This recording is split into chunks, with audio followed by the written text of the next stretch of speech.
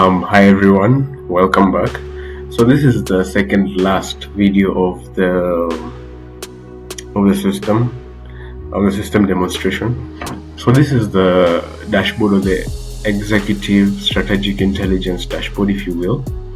So this is where, if in any case, since we've been populating data across all the modules in the system, if you wanted to see the overview of what is happening within the system, this is where you would come.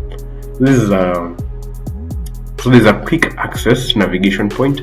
For instance, we had open incidences or overdue PMs, or since our overdue PM that we did, we complied. Let's see if we can bring back our incident up to speed and open it so that we can have our open incidences. Let's update and have it as open and save the update, and let's see. Right, so we have our open incident control. So when you click on it, it takes you back to the incidences and you'll see which one is open and not. So let's just close it because we already had. Let's just close this. Okay, we'll go back to dashboard. Now you see that we'll have 0 active incidences and 0 critical risks need attention. If we had an overdue PM, same thing. If we clicked on it, it will take you back to maintenance. If it was low stock spares, it will take you back the global inventory management dashboard where you'll see your low stock. Then generated analytics 9 generated reports available for review and distribution. So those 9 I think are this. Let's see, 1 2 3 4 5 10 6 7 8 9. Yeah, true. So it's factual. Then we can look at the visual trend in terms of downtime drivers. So our incident had, we only had one incident that we registered, and that is machine 1, where the downtime hours, since we opened the incident and close it again, goes back to 29.95 hours. Then you can see the uptime rate is 0.44. This calculates in real time, as we said. If we go to breakdown and see this, it's 0.5, but then the data here is in 2 decimal places. That is why it calculates as such, but it's still factual. Active breakdowns none. If we open the breakdowns, let's try this again. Let's open this, let's update and open just to verify this is correct. When you look at the dashboard, we'll see we have 1 active breakdown. The MTTR is 0 because we haven't repaired it. But if we close this, let's close it and go back to dashboard. We see the MTTR is 30.3 hours, no 30.0 hours, and the downtime MTD is the same. The uptime rate starts again because we had already.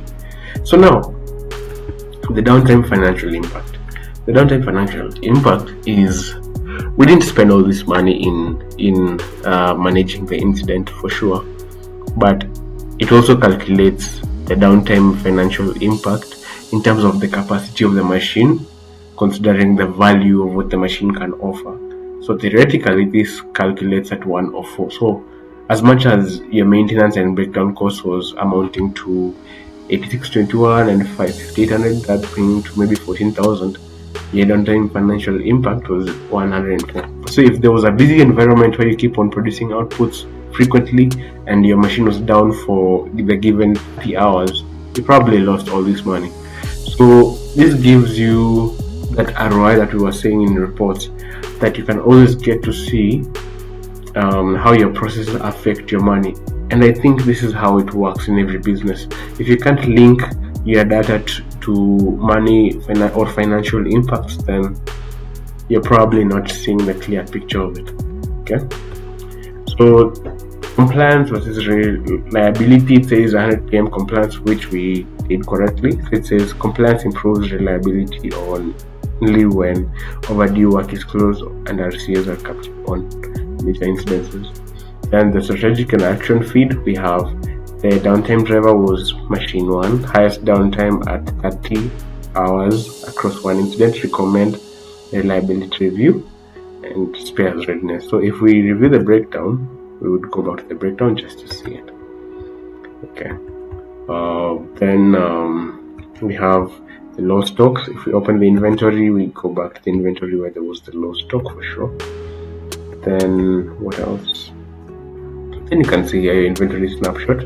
As I said, the inventory or the value for one unit was 1,000, and we had like 12 units, so 12,000. And the critical spares is one, low stock alerts, one, sweat gears, all this information. So the worst performing assets, MTD. We can open the asset register just to confirm this, but then you'll see the asset given, then the section, then the downtime hours, then the incident is given. So that is basically, if anyone just wanted to get a general view of what is happening within the process, you just come to the dashboard after everything has been populated. So you can have all your supervisors, your engineers, your workers, or your staff members populating all the data. All you need to do is just come and look at it, and you will get a perspective of where to start. If you want to see the incidences, if you want to see the money, this is where you come and get all that. So that is as simple as they come. It wasn't supposed to be broad. I think you can select what you want to see in the strategic intelligence if you want year to date, and then when you download it, it will give you a report of the same. So you can still see your cost and exposure. You can still see the period that you chose. Let's see if we have a period January 1st to 17th of May. That is where we get this chart, January 1st to 17th of May. So we can have our downtime trends, we can have our executive review, then you can see our downtime cost per hour. So you can see that the downtime cost per hour, or every time an hour is passed and the machine is still down, this is how it's affecting. So this report concentrates on real operational exposure, actual maintenance spend captured in the system, and the action this management should take next. Okay. So there's the biggest reliability levels, that is electrical, the top downtime assets with the downtime period, how many incidences, then the data capture quality. Then you have management action plan. So it gives you a lot of generated information that instead of you doing all this in terms of thinking, manual processes, it just comes automatic. Then you have your strategic project candidates. So project stabilize machine 1 for sure, because it was electrical. Then the incident was 1, the downtime was this, then the loss share was 100.1, then the exposure was 105,000. As I said, this system also calculates your loss in money in terms of the value of the machine and the downtime period. Then you can see your true ROI data is still needed. So you can see there are some that are missing and some that are captured. That lets you know that there's a gap in the machine, in that something like improvement initiatives need to be brought into the system. Then the approved investment amounts need to be brought into the system. Then baseline operational KPIs, those ones are very much captured. Target KPI after intervention still missing. So that shows that in case I was supposed to improve on this machine, I would look into such things. So if I was to download this as PDF, will it click?